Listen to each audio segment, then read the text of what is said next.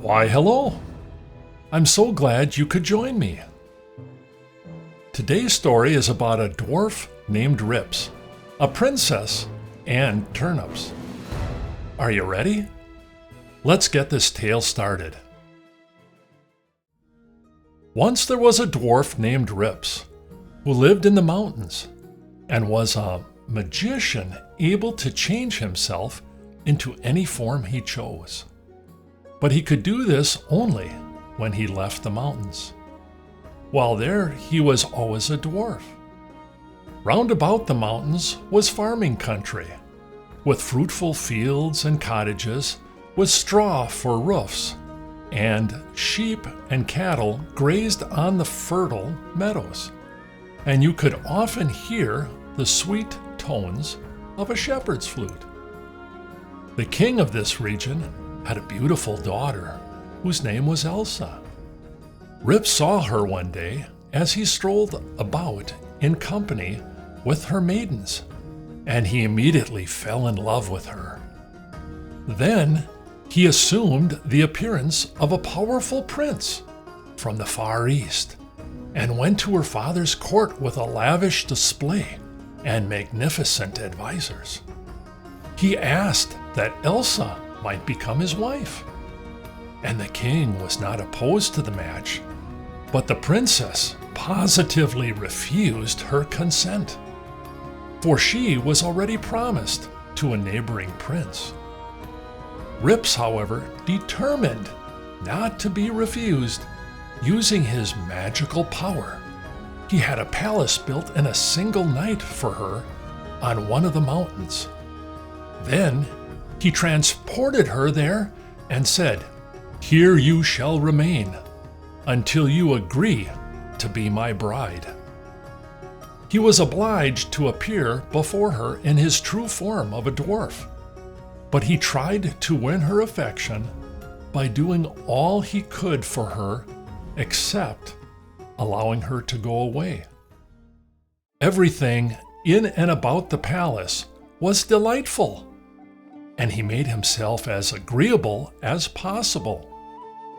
That she might not feel lonely, he furnished her with a wand and a basket full of turnips and said, "Fair lady, you need only to touch a turnip with the wand to change it into any kind of person or animal you choose." So she supplied herself with counterfeit companions and lived pleasantly enough for a long time. Yet always she sought some means of escape.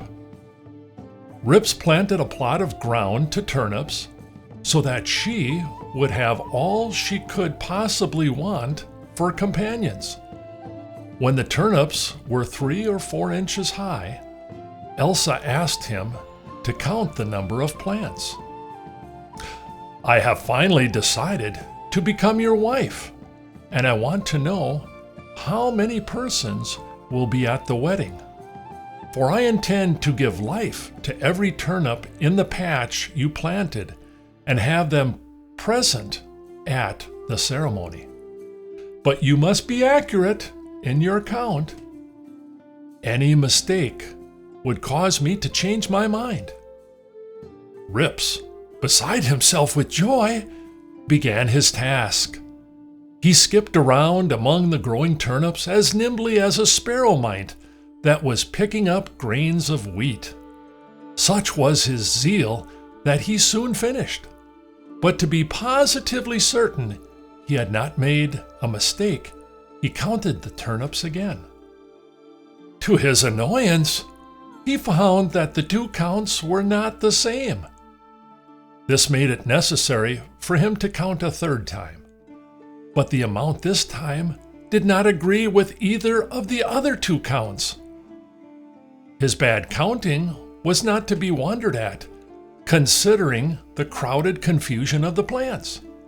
Besides, his thoughts were more occupied with the fair Elsa than with his work.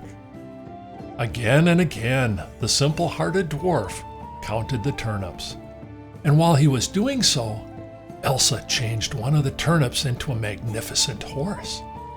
She mounted and fled over hill and dale until she reached her father's palace in safety.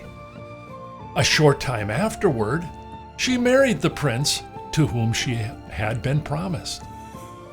How long Rips continued at his task of turnip counting, I do not know.